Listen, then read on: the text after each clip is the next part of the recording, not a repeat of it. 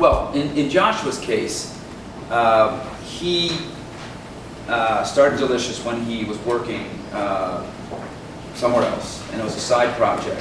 He ran it out of a server in his closet in his apartment, and there were three essentially versions of Delicious. They were called other things before he got to Delicious. So he had literally been building it on and off for 4 or 5 years before Delicious became Delicious and it took off. And so, so what does that mean?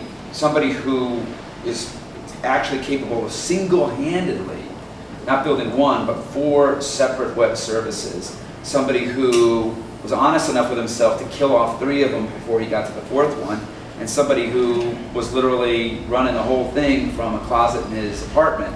I just think that sort of defines that kind of scrappy, technically capable, creative, kind of entrepreneur. And he's still that way.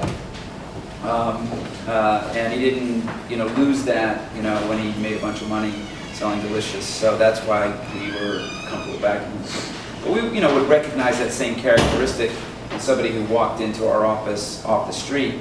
Another thing we really like to look for are people who, like Joshua who had been kind of obsessed about a particular thing for a long period of time. And I don't mean a particular product, but a particular problem they were trying to solve. Dennis Crowley is a good example of that, having built, when I first became aware of Dennis, he was working at Vindigo, which was a location-based product for your Palm.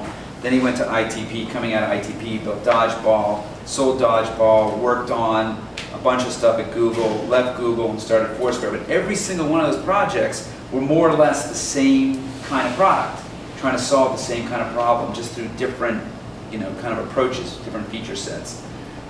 So that's another thing that we really like, is someone who's kind of obsessed about solving a particular problem set.